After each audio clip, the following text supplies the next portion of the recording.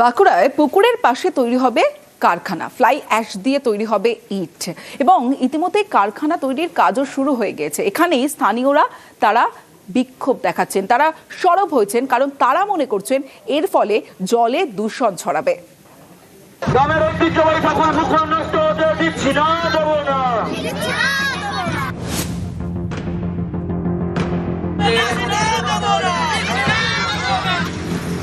বাঁকুড়া ২ নম্বর ব্লকের বেলবনি, এখানেই রয়েছে পুরনো একটি পুকুর, নাম ঠাকুর পুকুর। এই পুকুর বাঁচাতেই পথে নেমেছেন স্থানীয়রা।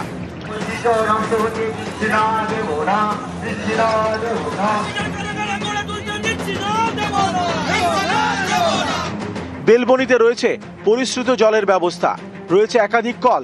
স্থানীয়দের অনেকেই সে জল খান না, তাদের ভরসা ঠাকুর পুকুরের জল। বাসিন্দাদের দাবি, পুকুরের জলে নাকি মিশে রয়েছে দেবতার মাহাত্ম্য, এমনকি রোগ প্রতিরোধের নানা উপাদান। এমন একটি পুকুরের পাশে তৈরি হবে কারখানা, ফ্লাই অ্যাশ দিয়ে ইট তৈরি হবে। অনেকেরই আশঙ্কা এতে পুকুরের জলে দূষণ ছড়াবে, জল খাওয়া যাবে না, তাই পথে নেমেছেন। পুকুরের জল যদি আমরা খাই, আমাদের কোনো রোগ জ্বালা আমরা এটা কোনো মনেই করি, তাই এই রক্ষা করার জন্যই আমরা এই আন্দোলন চালিয়ে যাব। আর কারখানা আমরা কোনো মতেই হতে দেবো না, তাতে মরতে হয় মরবো, জীবন যাই যাবে। স্থানীয়দের আপত্তিতে কারখানা কর্তৃপক্ষকে কাজ বন্ধ করতে বলেছে গ্রাম পঞ্চায়েত। পঞ্চায়েতে বলি যে এটা অবজেকশন হলে হতেও পারে, তখন অবজেকশন না যাওয়ায় যথারীতি পঞ্চায়েত এনওসি দিয়ে দেয় তরফ থেকে। তারপর তো কোনো কিছু অবজেকশন যায় নাই, 2 মাস 3 মাস পড়ে আছে, তারপর এনওসি যথারীতি বেরিয়ে যায়। বেরিয়ে যাওয়ার পর তারপর যখন আন্দোলন হয়, আমাদের পঞ্চায়েতে আবার ফের অ্যাপ্লিকেশন পড়ে, তারপর যথাযথ প্রধান ব্যবস্থা নেই এবং স্টে অর্ডার করে। কারখানা কর্তৃপক্ষের দাবি, তারা পঞ্চায়েত থেকে নো অবজেকশন সার্টিফিকেট নিয়েছে, আশ্বাস দিয়েছে কোনো রকম দূষণ ছড়াবে না। ফ্যাক্টরিটা আমরা 1 বছর আগে পরিকল্পনা করি এখানে করবো বলে।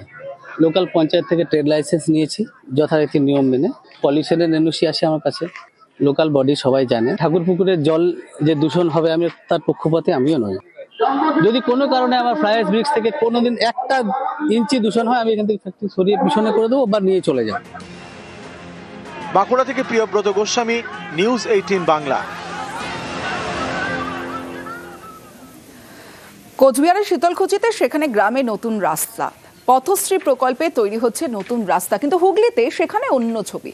সেখানে পুরো এলাকার যে জমি, পরিত্যক্ত জমিতে তৈরি হয়েছে পার্ক, আমাদের পাড়া আমাদের সমাধান, আর সেখানে যে টাকা বরাদ্দ হয়েছে তাতে তৈরি হয়েছে পার্কটি।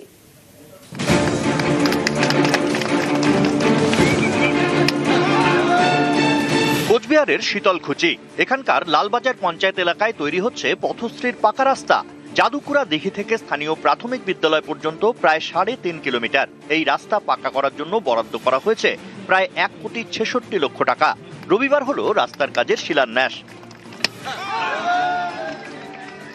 এতে ওই এলাকার অনেক সাধারণ মানুষের উপকার হবে এবং আমরা আগামী দিনে আরো যে কয়েকটি আমাদের পথশ্রী রাস্তা বাকি আছে, প্রায় 7-8টি রাস্তা, সেটাও আমরা আস্তে আস্তে করব। হুগলিতে অন্য ছবি, শ্রীরামপুর পুরসভার 3 নম্বর ওয়ার্ড। এখান দিয়ে বয়ে গিয়েছে ডেনিস খাল, খালের পাশেই রয়েছে পুরসভার জায়গা। স্থানীয়দের দাবি, এই জায়গাটি এতদিন পরিত্যক্ত অবস্থায় পড়েছিল। সম্প্রতি সেখানে পার্ক তৈরির জন্য আমাদের পাড়া আমাদের সমাধান প্রকল্পে আবেদন জানানো হয়। বরাদ্দ করা হয় প্রায় 10 লক্ষ টাকা, তা দিয়েই পরিত্যক্ত জমিতে তৈরি হয়েছে পার্ক।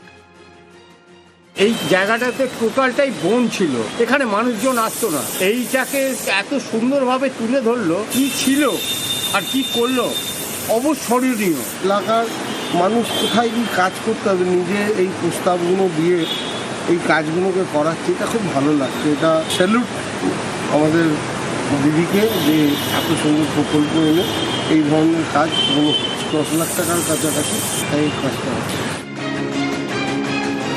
কোচবিহার থেকে রাজেশ দাস এবং হুগলি থেকে রানা কর্মকার, নিউজ 18 বাংলা।